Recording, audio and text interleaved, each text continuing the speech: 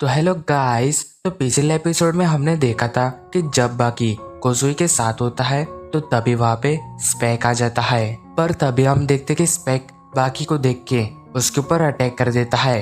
पर तभी वहाँ पे हनेयामा आके उसका चेहरा पकड़ के उसे वहाँ से दूर लेके जाता है। तो वही कोजुई को ये नहीं पता चलता कि अभी यहाँ पे क्या हुआ था। फिर वही हम हनेयामा और स्पेक को आमने सामने देखते हैं। तो वही स्पेक कहता है, तुम करो हनेयामा हो ना, मैंने तुम्हारे बारे में बहुत सुना है कि तुम्हारी ये जो ताकत है वो नेचुरल है। तुमने बिना किसी ट्रेनिंग करके इस ताकत को हासिल किया है।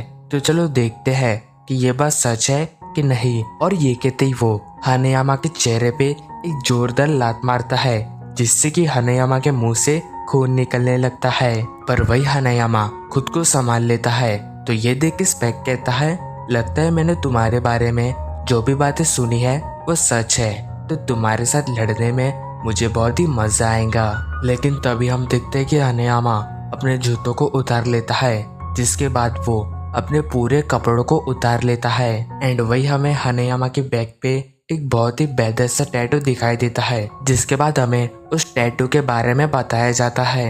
हनेयामा फैमिली के जो पहले मेंबर थे, एक दिन उनपे किसी गैंग ने हमला कर दिया था। तो तभी एक पर्सन ने उन्हें वहाँ पे आके बचाया था। तो तभी याकिची हनेयामा ने अपने बैक पे उस पर्सन का टैटू बना लिया था। और फिर देखते ही देखते हनेयामा गैंग का जो लीडर बना, उनकी बैक पे ये टैटू हमेशा बनाया गया। तो वही एक दिन हनेयामा ने काबितो क्लैन पे अकेला ही अटैक कर दिया था। तो वही जब हनेयामा के बंदों को इस बात का पता चला तो उन्होंने वहाँ पे आके जब देखा तो वहाँ का मंजर देख के वो लोग बहुत ही हैरान हो गए, क्योंकि वहाँ पे हर जगह लाशें गिरी हुई थी।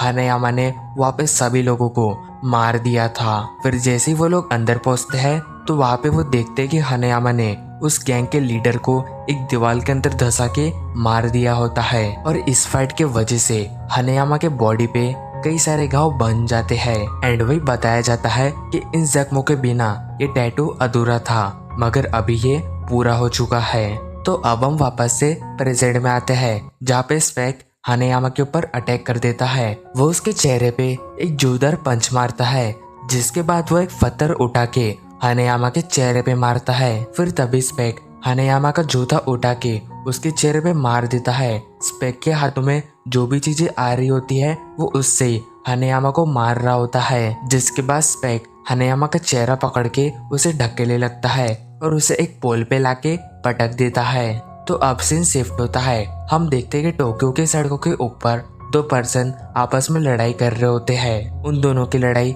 इतना आगे बढ़ जाती है कि वो दोनों एक दूसरे को मारने के लिए चाकू निकाल लेते हैं। लेकिन तभी कोई उनके सर पे मुक्का मार के उन दोनों को रोक देता है, और वो पर्सन और कोई नहीं बल्कि चियारू होता है। तो वही हमें बताया जाता है कि एक बार चियारू ने अंडरग्राउंड मार्शल आर्ट अरीना में फाइट किया था, जिस लड़ाई में उसने अपना सब कुछ लगा दिया था। और उस फाइट के बाद से ही हनेयामा ने चियारू को अपना राइट हैंड बना लिया था।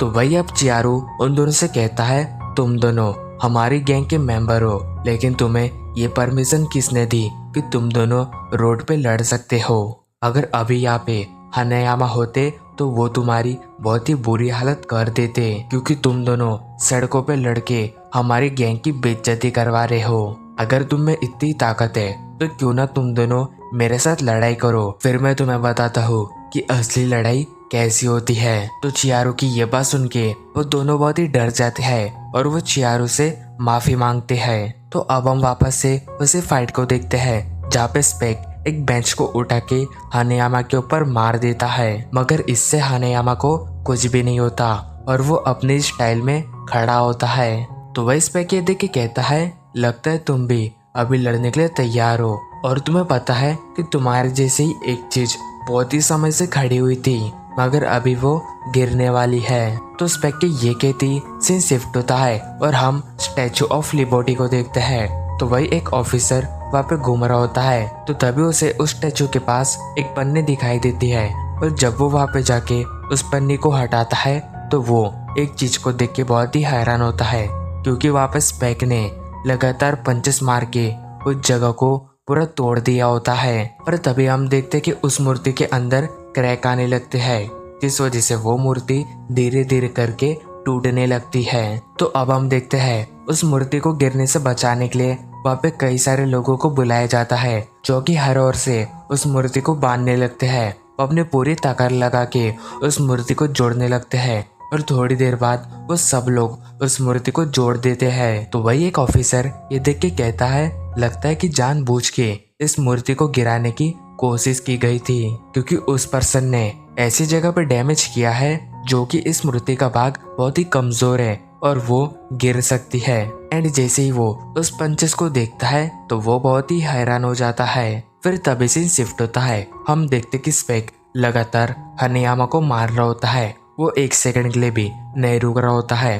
वो अपनी सांसों को इस तरीके से कंट्रोल कर रहा होता है कि वो रुक ना पाए, और वही हनेयामा भी उसके पंचेस को रोकने की कोशिश कर रहा होता है, लेकिन स्पेक नहीं रुकता। वो हनेयामा को लगातार मार रहा होता है। फिर हम देखते कि स्पेक उसे मारते हुए एक पेड़ के पास ला लेता है और उसे चारों ओर से मारने लगता है, जिस वजह से हनेयामा का बहुत ही ब्लड निकल रहा होता है। मगर तभी हम देखते कि हनेयामा स्पेक को एक जोरदार मुक्का मारता है, जिससे कि स्पेक बहुत ही दूर जाके गिरता है। और इसी समय पता चलता है कि हनेयामा अभी लड़ने के लिए तैयार है। और इसी के साथ हमारा ये एपिसोड एंड होता है।